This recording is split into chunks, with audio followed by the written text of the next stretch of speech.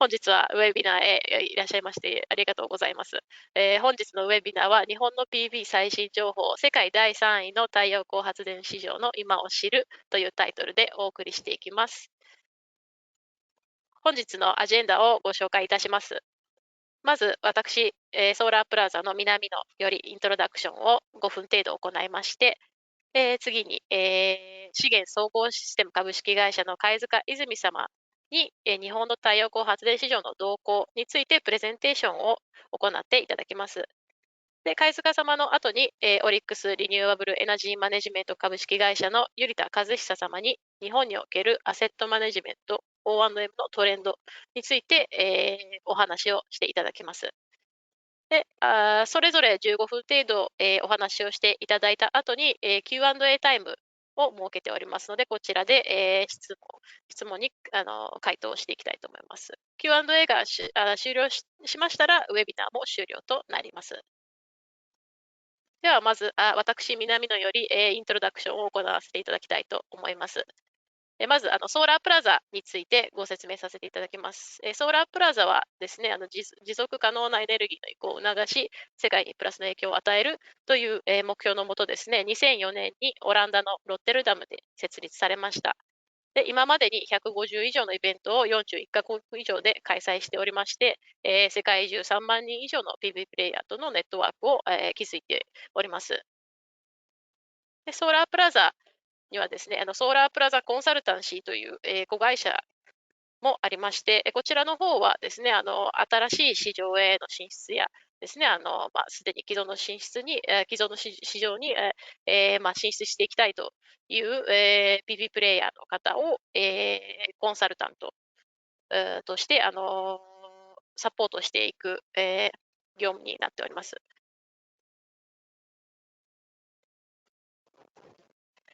で、本日のウェビナーはですね、ソーラープラザサミットアセットマネジメントジャパンというカンファレンスの、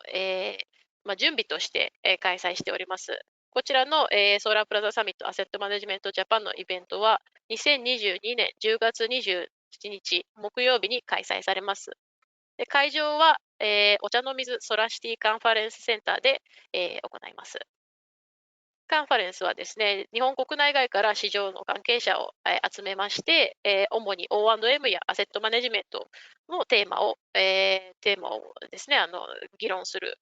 に加えて、政策のアップデートやですね、その他の課題や機会ですね、市場における課題や機会について話し合い、交流するためのビジネスイベントとなっております。では、最後にですね、このウェブセミナーについて、もし、オーディエンスの方はですね、ご質問がある場合は、右に、表示されているウィンドウの、質問の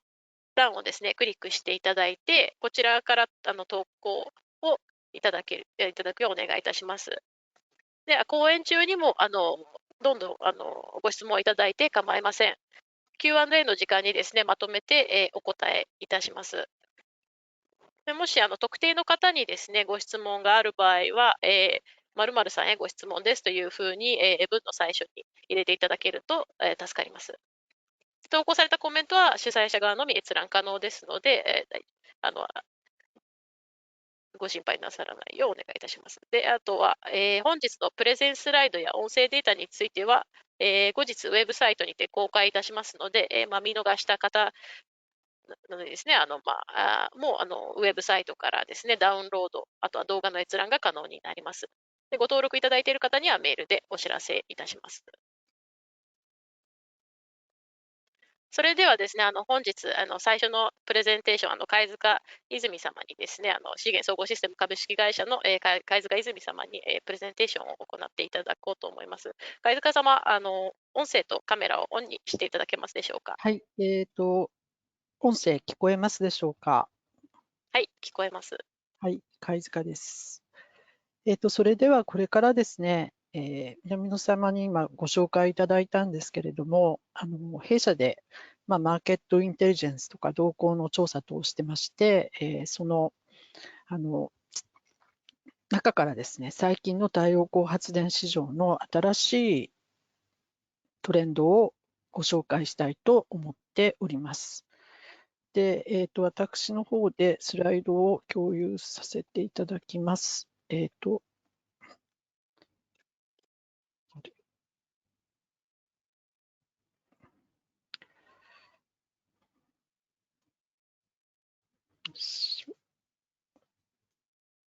今映りましたね、最初のところが。でですね、こちらに並べた写真、水上と駐車場と農地なんですけれども、この写真なんで選んだかっていうと、この辺りがこれから非常に発展する市場ではないかっていうことで、この3枚の写真を選んでます。それからですね、ちょっと今ご紹介の資源総合システム以外に、国際エネルギー機関の中の太陽光発電の研究協力ネットワーク、こちらの、にも私所属しておりまして、ネドさんの下でですね、情報交換とか統計を扱う部会の副代表をさせておりまして、今日その成果もご紹介するので、こちらの肩書きも入れております。で、講演の方に早速移らせていただきますけれども、中身はですね、ちょっとうちの会社の紹介は省略します。市場の今年の市場の見通しと最近の政策枠組みについてお話した後、入札が最近行われまして、どのような入札額で太陽光発電システム選ばれているかってお話をしまして、入札以外の市場でこれから成長が期待されるコーポレート PPA、2030年までの長期予測についてお話ししたいと思っております。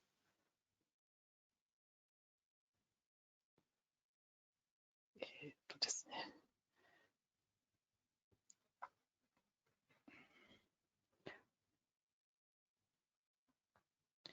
ちょっとこちらの操作のタイミングと画面がなかなか、うまくいかないんで、南野さん、そちらでちょっとページを送っていただいていいですか？はい、大丈夫です。すいません。ちょっと私の方でやらせていただきます。はい。次のページ、いいですか？こちらがですね、IAPVPS の報告なんですが、今回のセミナーですね、世界第3位の市場ってことなんですけど、実は2021年の世界市場で見ますと、日本はインドの次で第4位、6.5ギガワット DC ベースでの市場でした。ただ、累積導入量はですね、まさに世界第3位でございまして、これからO&M とかアセットマネジメント、それからもっと先の話ですけれども、リパーリングの市場などが、成立していくのではないかなというふうに思ってます。で、ちなみにこの数値等は、スナップショットレポートというものに公開されておりますので、さらに詳しい情報、興味ある方はぜひご覧ください。で、次のスライドをお願いします。で、昨年の導入量、6.5ギガワットというお話をしたんですけれども、弊社ではですね、今年、5から7ギガワットぐらいの導入があるのではないかというふうに見ております。で、一つにはまだフィットの残留案件と言いますか、未稼働案件というのがございますので、その雲海が、始まるということで、こういった数字を予測しております。で、これからですね、今年からFIP 制度などが始まってるんですけれども、やはりエネルギー基本計画が去年発表されまして、再エネの比率が非常に、上がって、36から38%を2030年までに達成するということなんですが、この中で非常に太陽光発電というのが、他の再エネに比べて、ポテンシャルが高いという評価をされておりまして、この、太陽光発電の政府による見通しを見てもですね、2030年までに、次のスライドですね。一番野心的なケースでは AC で117.6ギガワット相当入るだろうということが見通されています。で、これ DC ベースにすると140ギガワットになるんですけれども、主軸の再エネとして非常に評価されているっていうことが一つ、今後の市場を見る上でには大切だと思います。で、2050年のカーボンニュートラルの目標があり、この2030年の目標がある中でですね、今、政府の方はですね、脱炭素の枠組みというのをしっかり整えておりまして、従来まではですね、経産省がエネルギー政策というのを担っていたんですけれども、例えば環境省がですね、改正地球温暖化対策推進法でですね、脱炭素をもう、法律の上で定義づけてですね、地方自治体を中心に地方自治体に補助金を落とすことでですね、地域と共生した形で再エネを、入れていこうとかですね、非常に事故とか環境アセスとかいろんな問題が起きてますけれども、再エネを推進するエリアも決めていこうというポジティブゾーニングというものも策定される予定になってますし、今日は、大規模の発電所にご興味ある方多いと思うんですけれども、新築戸建ての6割に太陽光を入れるっていう方針も、環境省、経産省、3省で打ち出されておりまして、東京都も、義務化するとかですね、政策的な枠組みっていうのが去年整ってきております。で、そうした中で、2022年の市場を見ていく上では、やはりまだフィードインタリフとフィードインプレミアムが今年からスタートしたっていうことでですね、この辺の買取額を皆さん気にされているのではないかと思ってこちらを用意したんですけれども、フィードインプレミアム制度が今年の4月から始まりまして、容量の規模によってはですね、フィットにしたり、FIP にしたり選択をすることもできますし、容量が大きいものというのは、基準価格をですね、入札によって決めていくと。そういうフィットと、FIP が混在するような状況になってます。ということで、今年の市場は、フィットの残留案件が非常にたくさんあるので、5から7ギガぐらい入るんですが、今年新たに入札制で決まるようなものは、今年というよりは来年の市場に反映されていくと思っております。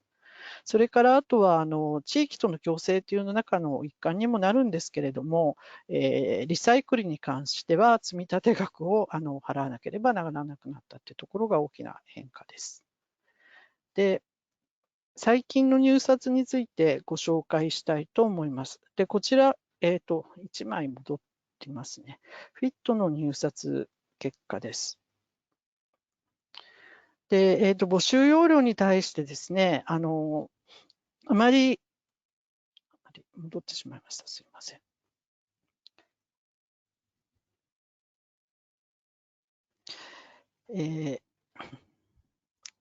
南野さん、もう1ページ戻していただけますか。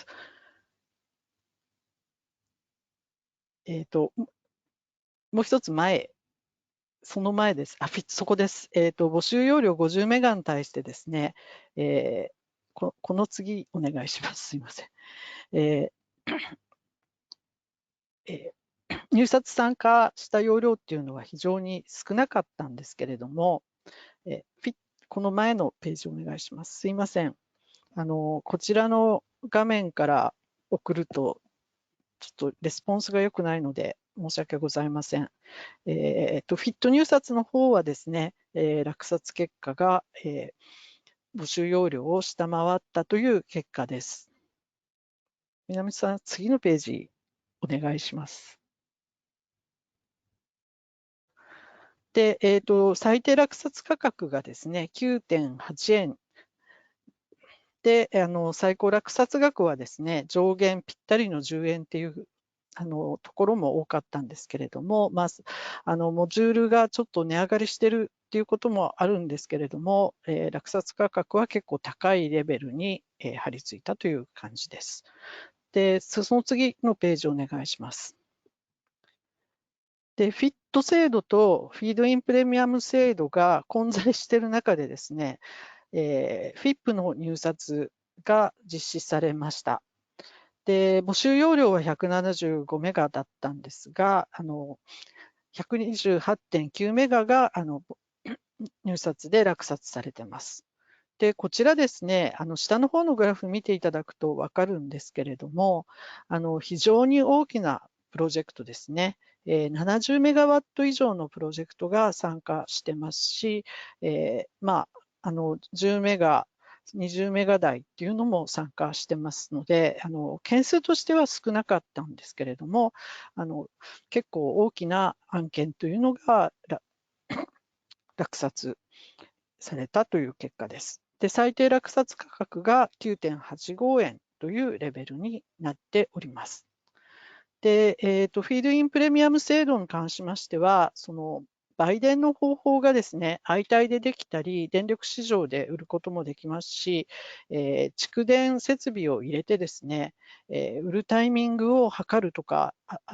新しいスキームで、ビジネスがこれから始まると思いますので、もう少し見ていく必要はあると思いますし、デベロッパーの方に聞きましたら、1回目は様子見で参加しないとかですね、そういった声も聞いております。で、2つの入札の結果ご紹介したんですけれども、もう10円を切るレベルでですね、入札額が決定され、落札額が決定されているというところが一つのポイントかと思います。で、次のスライドをお願いします。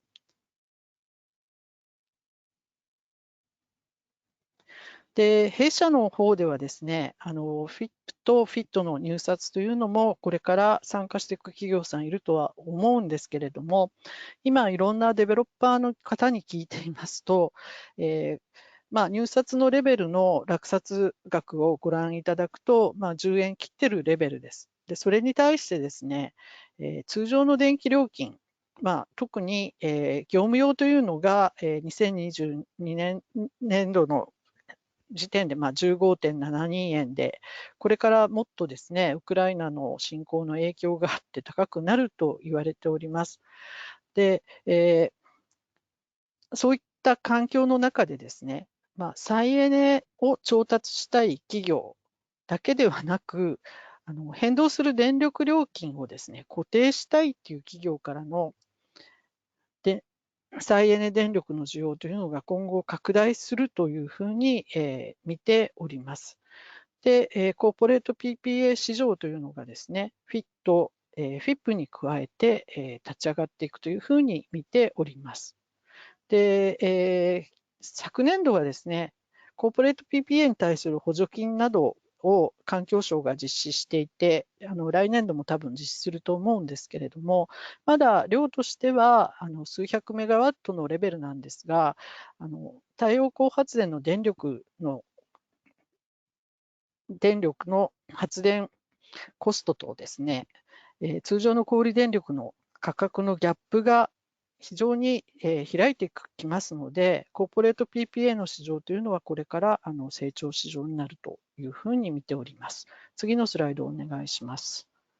で、こちらがですね、弊社がビジネスモデルをその低圧から特攻まで整理したものなんですけれども、今後の市場というのは、フィット、フィップだけではなくてですね、オンサイト、あるいはオフサイトの PPA 市場、あるいは余裕のある、企業さんなどは自家消費のために自分で入れて、税制活用するとかですね、そういったことが出てくると思いますし、アグリゲーターが低圧を集積していくっていうような事業も出てくるというふうに、見ております。で、次のスライドお願いします。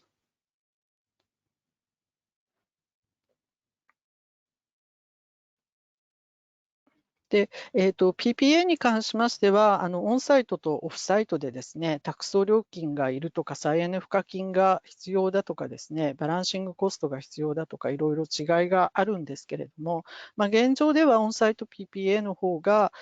非常に、導入しやすく経済性もあると言われています。で、オフサイトに関してはですね、発電事業者と、需要家の間に小売電力会社を挟まなければいけないっていうところがございますが、自己託送ですね。次のスライドをお願いします。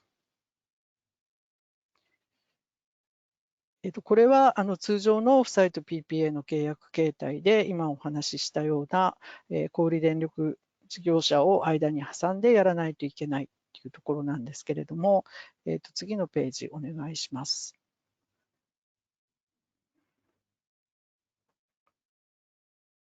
自己託送を利用してですね、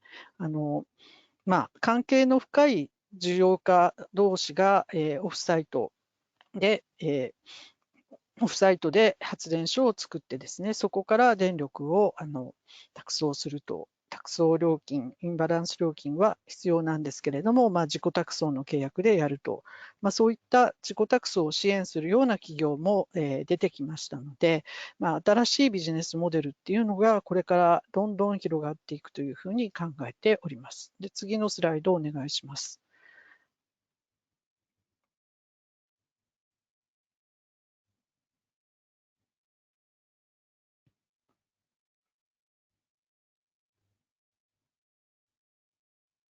はい、これが最後になるんですけれども、で弊社ではですね、2030年まで政府の野心的な目標が DC ベースにしますと140ギガなんですが、154ギガぐらいは軽く入るのではないかというふうに考えております。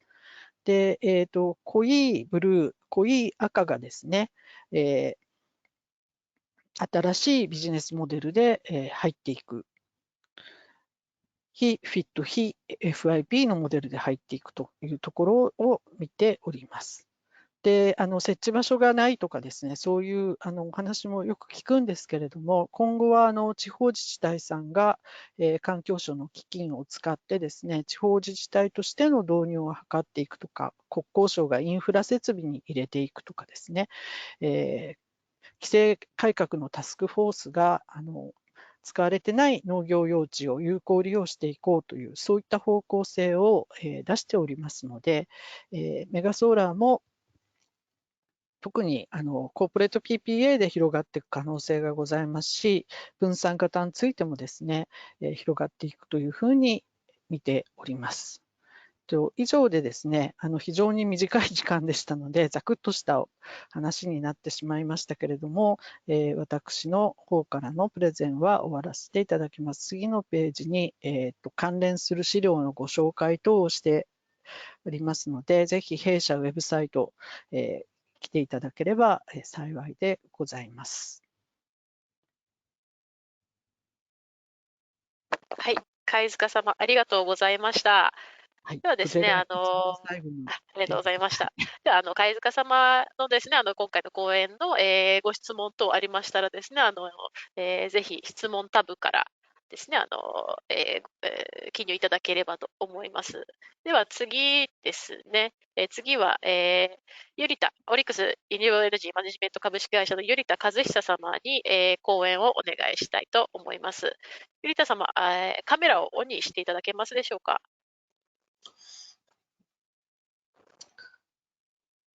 はい、こんにちは。ゆりたです。今映ってるんですかね。ちょっとすみません。私のカメラ故障してるんで、第3次中継してるんですけど、大丈夫ですか？大丈夫？少々お待ちくださいね。はい、大丈夫です。映っています。はい、ありがとうございます。オリックス株式会社の太陽光アセットマネジメント部長および、サービスプロバイダーであるオリックスリニューエナジーマネジメント O&M とテクニカルエイムのサービス会社ですね。こちらの、副社長と戦略責任者を務めているゆりたです。今日お時間よろしくお願いします。できるだけ皆様に持ち帰ることが多い時間にしたいと思います。よろしくお願いします。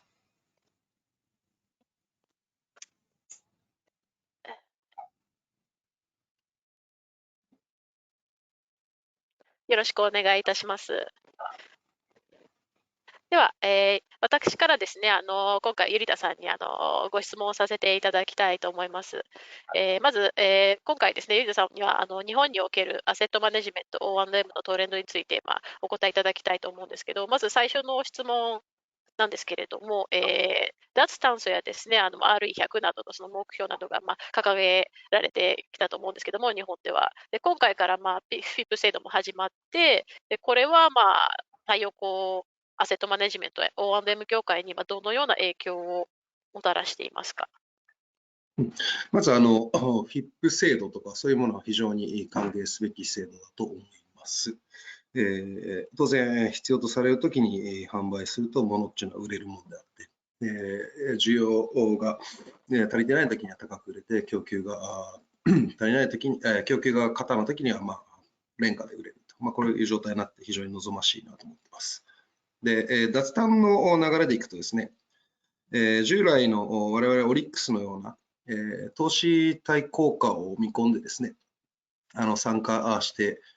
この太陽光電源が一気に広がったと思うんですけども、そういうプレイヤーは大体固定価格で国保証で20年なんでっていうところを後ろ支えにして、開発、建設、保有をしてきたんですけど、20年のキャッシュフローで、内部収益率が5から6%ぐらいが大体手前どものような会社の基準なんですが、昨今のマーケットを見てるとですね、特にセカンダリーですね、今、資材の関係および入札価格が非常に低くなっているんで、セカンダリーの方にどんどんマネーが流れてるんですけど、そのアクイジションのプライスを見ていくと、20年間の事業期間、つまり残り15年とかのものがセカンダリー扱われてるんですけど、こちらの内部収益率がですね、大体 1.5% とか 1.6% で取引されてるんですね。中には1% 切るやつもある。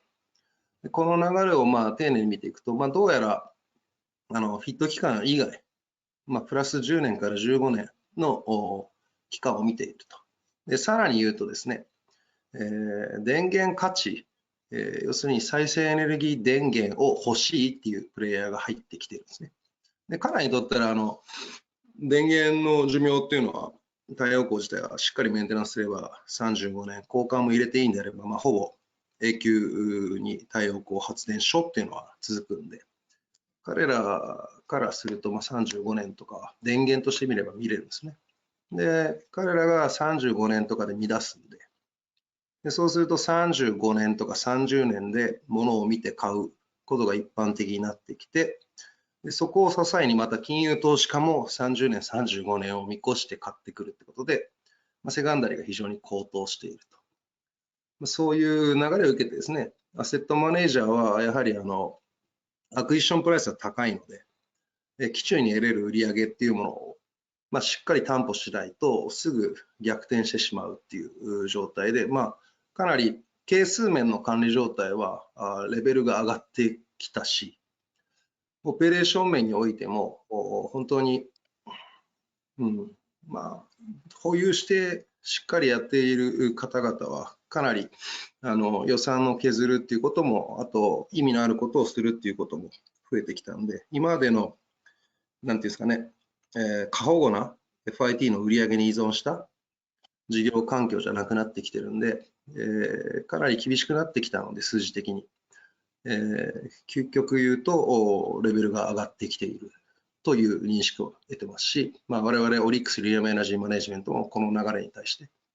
てしっかり貢献していけるようにしないと、今の状態のままずっと勝ち残れる状態ではないなと思ってますし、投資家オリックスとしてもですね、今までのような甘い投資対象ではなくて、より電源として長期健全性を担保させていかないと、かなり厳しいマーケットになってきたなと感じています。じゃあ、以前と比べると、やはりアセットマネジメントに対するその意識の変化というのは大きく変わってきているということですかね、日本の中では。そうですね、もうむちゃくちゃ変わってきてますし、以前だとキャッシュフローを見ている人なのか、SPC 管理している人なのか、もしくはテクニカルなことを言っている人なのかっていうので、アセットマネージャーでも傾向が分かれたんですけど、今はそのコントラクト管理とか、キャッシュフロー管理とか、テクニカル管理とか、それを一人で複数こなせるようなアセットマネージャーが散見されてきてるんで、私たちはすごい面白くなってきたかなと思うんですけど、手前どもの株主にとっては事業環境が厳しくなってきたので、大変な状態だなと思います。個人としては楽しい状態です。なるほど。ありがとうございます。ではですね、O&M の方に質問なんですけれども、パッケージ、O&M パッケージについて、どのように、日本はどのように変化していってますか、どのような形で、提供されてますか。そうですね、全世界的に見て、メンテナンスの考え方って2つあると思うんですけど、フルで払って、クオリティおよび結果を担保してもらうっていうサービスの買い方と、あと、ミニマムに買って、あと必要だったら追加で何かサービスを買っていくっていうやり方があって、手前どもは勝手にフルパックの方をヨーロッパ型って言ってまして、で、ミニマムでコントラクトして必要時に応じて追加でアドチャージしていくのを、アメリカ型って言ってるんですけど、私は6年前の想定では日本はヨーロッパ型に行くんじゃないのかなと、なぜなら高いタリフがあるからと思ってたんですけど、その推測というか仮説はもの見事に消えて、日本はもう完全アメリカ型ですね。端的に具体的に言うと、主任技術者と年次点検と法定点検だけやってくれ、いくらですかっていう入札条件で始まって、それ以外のことは追加で全部払いますっていう入札が多いですね。これは、良し悪しなんですけど、アセットマネージャーが賢ければいい契約の結び方ですが、アセットマネージャーがあまり賢くない場合は、追加のチャージング料っていうのを相当なマージンを O&M に取られてしまうと。どっちがいいかっていう話なんですけど、日本はもう今完全にミニマムで入れて、何か必要だったら追加でチャージしていくって、そういうのが O&M に関してはもう一般的になりましたね。はい。なるほど。アメリカ型に、進んでいるということなんですけれども、アセットマネジメントの意識も変化していって、O&M パッケージについても、形が、定まってきたということなんですけれども、アセットマネジメントや O&M、日本におけるその太陽光アセットマネジメントや O&M のその、一番の課題というのは、ゆきたさんから見て。課題を、私も課題の問題源の一人だと思うんで、あまり偉そうなこと言えないんですけど、おそらくコストエフェクトを、コストエフェクトですね、費用対効果をちゃんとモニターして、打つべき手を打つっていう、普通のマネジメントサイクルがなかなかできてなくて、で、それはどうすればいいかって話なんですけど、多分デジタルツールとかで、何かを手を打ったときと手を打ってないときを比較するとか、例えばパワコンが4台入っているところだったら、1台分のパワコンにぶら下がっている設備だけ徹底的にメンテナンスしてみるとか、そういうことを経てですね、ラーニングカーブが高まって、各社、各個のそれぞれの FIT 単価とか、発電所ごとの売上収益率に応じたメンテナンスメニューとかアセットマネジメントメニューが出てくるんですけど、そういう風にはまだなってなくてですね、できれば、どちらかというと今、ベアミニで契約して、あとは O&M 任せ、もしくはアセットマネージャーの担当者任せみたいな感じになってるんで、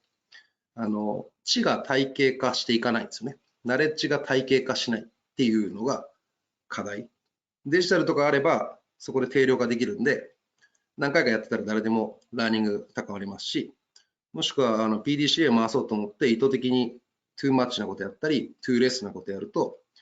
メニューが定まってくると思うんですけど、そういうのが各社、各人、各担当者、各業者担当者任せになっているっていうのが、なかなか知の体系化が進んでないのかなとは思いますね。これは我が社も含めて取り組み中のところですけど、一般的にかなりひどいレベルだとは思います。はい。なるほど。じゃあ、デジタル化というところだったんですけれども、コロナ前とコロナ後でですね、その業務のデジタル化とかというのは、変化というか、そのデジタル化の加速とかはしていますか。そうですね。手前どもの方は、今、ペーパーレスですし、すべての発電所がデジタルスケールできてて、コストもデジタルスケールできる状態になっているんで、手前どもの方はかなり進みましたね。どうしてもO&M っていうのは事業主さんはとちょっと違ってですね、人が頑張んないとどうしようもない業態なんで、一方で、人ほど当てにならないものはいないんで、それをいかにこうフェアに定量的に把握して補足して、パフォーマンスリターンしていくかっていうことを考えると、そういうことをせざるを得なかったっていう事情があるんですけど、何が言いたいかっていうと、おそらくかなり進んでないと思います。なるほど。でもその進めようというこういうマインドにはなってきているかなという感じですかね。業界全体としてデジタル化に関心があるのは。そうなると思いますよ。一つの会社が管理する電源数が多くなりますし、今まで、電源を管理する必要なかったユーザーである会社が発電所を持ち出しているので、おそらくそういうふうなデジタルでの一元管理っていうのは不可逆的に進むと思います。なるほど。最後の質問になるんですけれども、ゆりたさんから見て、その日本の太陽光アセットマネジメントですね、O&M やO&M はどのようにあるべきだと思いますか？どうでしょうね。日本の太陽光および O&M がどうあるべきかっていうのは、自分も O&M やってるんで、なかなか言いにくいんですけど、やはり腕がいい人と腕が悪い人っていうのが、対応がいいとか、姿勢がいいとかっていう冗長的なものとは別に定量的に、ジャッジされることが大事かなと。つまり誰に任せると一番キャッシュ生むんだっていう目線でやっぱ選ぶべきですし、で逆に O&M 会社もですね、営業人員を増やすんじゃなくて、キャッシュを生んで事故を防ぐ人材および体制を構築することに傾注することが、我々の子どもとかが安心して活用できる電源の一つに仲間入りできるんじゃないのかなと。つまり腕の良さだけでやっぱ本来評価されるべきものがサービスプロバイダーなんじゃないのかなと思います。なるほどね。ありがとうございました。ではですね、これでですね、ゆりたさんとのセッションを、終わらせていただきたいと思います。ありがとうございます。では、ですね、聴講者の方ですね、ご質問等ございましたらですね、質問ボックス、右にある質問ボックスから、ご質問を、入力して、ご送信いただければと思います。少々お待ちくださいね。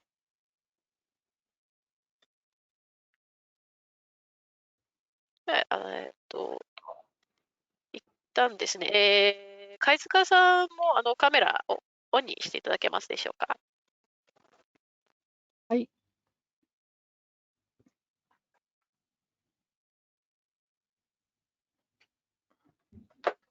ありがとうございます。では、次で、これですね、Q&A に移りたいと思いますので、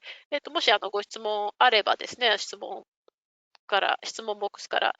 皆様ご質問いただければと思うんですけど、今来ている質問はですね、今のところ、まず最初に来ているのが、北村様ですかね、北村様からのご質問、多分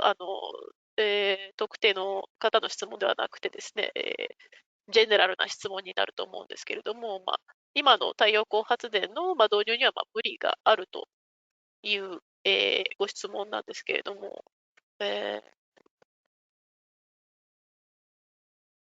お答えしまどうですかね。しょうか。はい。貝塚様、ち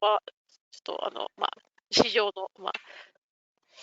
ょっとそ点から。の、無理があるの意味は、ちょっと、説明いただいた方がいいかもしれないんですけれども、今、非常に太陽光発電に関しては、ソーシャルアクセプタンスというか、社会的な需要という意味でですね、地方自治体との間で問題が出たりとかですね、周囲の方が環境や景観などを心配したりとかですね、地元にお金が落ちないので嫌だとかですね、様々な意見で反対されている方とかいっぱいいらっしゃいます。で、また、日本は、私実は、再エネの、自己設備に関して検証する委員会の委員をやっておりまして、最近は幸い、風力での事故の案件のしか扱ってなくて、太陽光の設備の事故っていうのは、その委員会で、審査の対象になるようなものは起きてないんですけれども、台風で、パネルが飛散したとかですね、様々な事故とか起きておりまして、まあ、今後地方自治体などが脱炭素になっていく中でですね、やはり地域との共生とかですね、エンドオブライフですね、太陽電池のモジュールをちゃんと回収しなければいけないとかですね、持続可能性に関することとか、様々な課題が浮き上がってきてます。で、そういうことが問題になってきまして、今、経産省を中心になって4つの省庁でですね、検討会っていうのが始まってまして、この夏までにガイドラインを出すっていうことが、決まっているんですけれども、発電所の建設の段階から、運転、それから稼働後の対応までですね、きちんと発電事業者は対応していかなければいけないということになっていくと思います。で、そういう中でですね、脱炭素の目標を掲げて、太陽光発電無理があるっていうお話でしたけれども、やはり日本の、再エネのポテンシャルの中で太陽光発電、一番ポテンシャルが高いと思いますし、まあ、調和した形で入れていかなければいけない。それで、主力電源を担うっていうことでですね、やはりこれから O&M っていうのが非常に重要になってきまして、信頼性の高い電力として供給ができるようにですね、O&M の役割っていうのは非常に重要になっていくのではないかなというふうに思っております。乱開発とかですね、事故が問題になっているのは承知しているんですけれども、やはりそういったところは乗り越えてですね、太陽光を普及させていかないと、日本で脱炭素を達成するのは難しいんじゃないかなと思っております。ありがとうございます。そうですね。次の質問ですね。多分オリックスの、ゆりた様宛ての質問になります。リパワリングの手法として、オーレムが推奨するものはございますでしょうかという質問なんですけれども。そうですね。パワーコンディショナーの交換は、日経でちょこちょこって言って、撤退および最近活発にやってないところ、あと欧米系でもその事業部分閉じちゃったようなとこ、これざっとスケールするとそういうとこが販売し散らかしたパワーコンが AC ベースで4ギガぐらいあるんですね。これはすぐ長期信頼性のある継続事業を継続しているしっかりしたパワーコンメーカーに変えると、当時のものよりも性能が良くなっていることと、あとやはり今、貝塚様からの言葉がありましたけど、長期運用する電源なんで、もう事業として本腰を入れてない会社のパワコンを使っていると、メンテナンス面とかで非常に問題があるんで、パワコンの交換っていうのはまず真っ先にやるべきかなと。あとは、我々はデバイスの交換以外でやっているメンテナンス面のリパワリングっていうんですかね、そういうのは、やはりパネルのパフォーマンスを最大化させるっていうことで、簡単なんですけど、悪いパネルを早く見つけて交換する。パネルを、高タリフのものを洗浄する。っていう形ですね。これ本当難しくて、ジェネラルに言うとそういう形なんですけど、本当は発電所ごとによって全然テーマが違くて、トランスがボトルネックのところもありますし、これは個別なんですけど、ジェネラルに何が一番って言ったら、徹底的にパネルに草かけないってことと、悪いパネルを間引く。汚れたパネルを洗う。これだけで、今の平均的な O&M がやっているようなところだったら、4、5% ぐらい売り上げ上がるんじゃないですかね。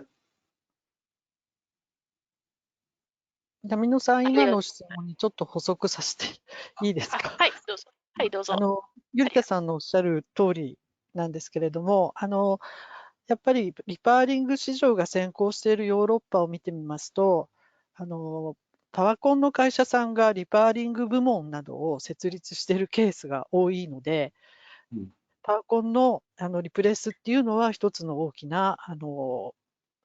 まあ、リパーリングの要素なんではないかなっていうふうに感じております。そうですね。デバイス交換するんだったらパワコンが一番最初に疑わしき対象で、あとはエアコンを使ってたり、日本の場合はトランスをなんか部屋の中に入れてるやつがあるんで、そういうのは温度ロスとか電気ロスとかを見て、ちょっとした20万円、30万円でファンをつけるとか、そういった投資が、莫大なロスヘッジにつながるんで、これはもう個別個別ですね。しっかりデータを見て、どこで電気度吸ってるかなっていうのを見て対処していくのが大事ですね。ジェネラルに言うんだったら、まずパワコンからやってみるべきかなと思います。ありがとうございます。ではですね、複数質問が来ているんですけれども、では、もう一つだけですね、質問、回答させていただいて、で、まだ、他のご質問については、個別にですね、誰宛てにというふうに書いてあれば、講演者の方にお送りして、回答を、していただくようお願いしますので、最後の質問に移りたいと思います。お二人に対しての質問なんですけれども、O&M 人材について主任技術者の絶対数は足りていますでしょうか。今後導入が増えていくにあたり、どのように確保していくべきでしょうか。また、必要な規制緩和等があればご指摘くださいという僕ご質問なんかですけど。ら答えましょうか。はい。まず、主任技術者が足りないと思ったことは一回もなくてですね。で、やっぱり魅力的な職場にすれば必要な人材は集まるし、で、有資格者が必要っていうことは逆に言うと、採用するときにどういう人取ればいいかって限定されるんで、事業運営としてはかなり進めやすい。でこれは最後は私の性格かもしれないですけど、規制を変えてほしいって思ったことないですね。その制約条件の中でアウトプットを出していって、結果的に規制が後からついてきて変わるっていうか、そういうのが、ビジネスマンとしてやるべきことで、あんまりロビーングしてどうこうやって結果出すっていうのは、それこそ他の電源でもシリアスにプレッシャーした人に対して失礼なんで、我々進行電源やってるんで、与えられた制約条件の中でアウトプットを叩き出していくっていうことは大事なんで、規制とかそういうものになんか答えを求めたことは1秒もないですね。なるほどです。じゃあ、そうで貝すね。塚からも一言よろしいでしょうか。はい、どうぞ。現状を言うと、主任技術者さんが太陽光のことをよく知っていて、良い O&M を提供しているかどうかっていうことと、その人数の問題はまた別の問題のような気がしております。で、スマート法案っていう言葉とか政府の方からも出てきてますし、これからは、私としては、頼田さんもおっしゃっておりましたけれども、デジタル化をどうやって活用していくかっていう方が重要な課題なのではないかと思います。で、そういった意味で、デジタル人材っていうのは、このセクターに非常に必要だと思いますし、人材育成っていうのは、一般的にですけれども、これから人口が減っていく日本の中でですね、再エネ分野に良い人材の方が来てくれるような業界にしていきたい、そういうふうに考えております。同感ですね。ありがとうございます。主任技術者は太陽光のことを分かっているかっていうと、太陽光をやったことない主任技術者は太陽光のことを分かってるわけなくて、で太陽光もサービスを提供しないで利益を出そうっていう会社で太陽光を覚えた主任技術者は、今の主力電源化の流れの中においては、バッドな方向に働くわけで、やっぱり何のために自分の職務があって、それが何を求められているかということを正しくデザイニングした会社でデビューしていただければ、もともと電気の高度な基礎知識がある有資格者なんで、活躍できるし、本当、貝塚さんがおっしゃった通りだと思いますね。デジタル化にすることによって、何をシューティングすると定量的にアウトプットが出るのかってことを表現することが、事業主のキャッシュの最大化のみならず、個々従業員とかこの職業に携わる人たちにとって方向性を表すし、日々のモチベーションにもなると思うんですね。デジタル化は大事だと思いますね。内部リソースの管理っていう観点でも。ありがとうございます。それではですね、ちょっとたくさんご質問が来ているんですけれども、ご質問、お時間をしているので、一旦ですね、ウェビナーについては、ここで、終了させていただきたいと思います。で、先ほども申し上げた通りですね、個別のご質問についてはですね、また、質問を講演者の方にお渡しして、で回答をご質問者様にお送りしたいと思います。で、そうですね。アンケートも、このウェブセミナーの後に、アンケートをお送りしますので、そこで、例えば、質問したかった内容がありましたら、そちらに、ご質問として、講演者様へのご質問とか、あと、主催者様へのご質問として、ご質問を、記入していただければと思います。それでは、本日はですね、貝塚様、頼田様、ありがとうございました。どうも、こちらこそありがとうございました。よろしくお願いします。ありがとうございました。ありがとうございました。それでは10月27日のですね、ソーラープラザサミットアセットマネジメントジャパンについてもですね、皆様、ご興味がございましたらですね、ウェブサイトなどをご確認いただきまして、ご質問等ございましたら、私、南野にまでご連絡いただければと思います。では皆様、本日はありがとうございました。ありがとうございました。失礼します。ありがとうござい失礼いましたた。します。